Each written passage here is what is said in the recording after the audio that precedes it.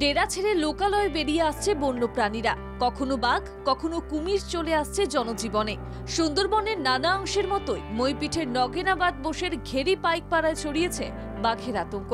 ইতিমধ্যেই দেখা গিয়েছে বাঘের পায়ের ছাপ। জানা গিয়েছে এলাকার এক বাসিন্দা শৌচালয়ে যাওয়ার সময় লোকালয় সংলগ্ন জঙ্গলে বাঘের দেখা পান। এরপরেই খবর দেওয়া হয় বন দপ্তরে। বন দপ্তরের কর্মীরা ঘটনাস্থলে গিয়ে নজরদারি শুরু করেন।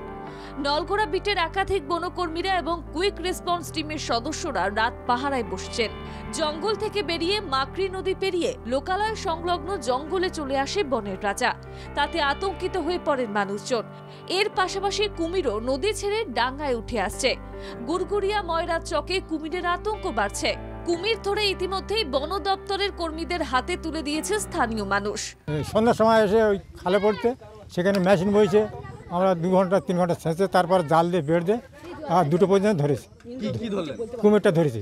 কুমিরটা ধরলে তারপর নিয়ে এসে জানাতে কি রেখেছিলাম, আর বাঁধ দেখে ফরেস্টার অফিসে লোক এসে বাঁধ দেখে ফের পালিয়ে যায়। পালিয়ে যাওয়ার পরে ফের আবার জাল টাল গিয়ে সবাই মিলে ধরা হয়েছে। বন্যপ্রাণ বিশেষজ্ঞরা বারবার সতর্ক করছেন, বন্যপ্রাণীদের আনাগোনা রুখতে মানুষকে যত্নবান হতে হবে। বাস্তুতন্ত্রের সহজ পাঠ মেনে সহাবস্থানের পরিবেশ বজায় রাখতে হবে। বন্যপ্রাণীরা যাতে বেপরোয়া আচরণ না করে সেই জন্য সব মহলের মানুষকে সাবধান থাকার বার্তাও দিচ্ছেন তারা।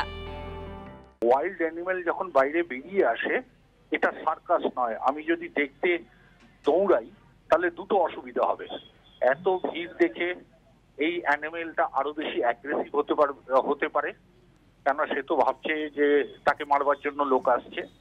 আর দ্বিতীয়ত হচ্ছে ফরেস্ট ডিপার্টমেন্টের এই রেস্কিউ অপারেশনটা চালাতেও ভয়ঙ্কর রকম মুশকিল হবে।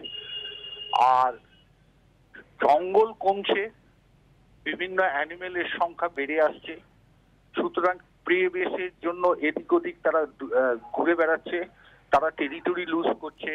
এই কারণেই তাদের বারবার বাইরে বেরিয়ে আসা। তো সেটাকে আমাদের অনেক সতর্কভাবে প্রশাসনিক জায়গা থেকে অনেক সুন্দরভাবে এটাকে রেস্কিউ অপারেশন করে আবার তাদের ফিরিয়ে দিতে হবে। কেননা একটা জিনিস দেখুন, তারা তো রোজ রোজ বেরিয়ে চলে আসছে না, হঠাৎ হঠাৎ করে আসছে। তো হতেই পারে বড় বেশি জলোচ্ছ্বাস এলে কুমির আশেপাশের পুকুরে চলে আসবে, কেননা সে তখন জানে না ওইটা নদী, নালা না পুকুর। তাকে রেস্কিউ করে দিলেই হয়ে যাবে, এই আর কি। ব্যুরো রিপোর্ট, বাংলা জাগো।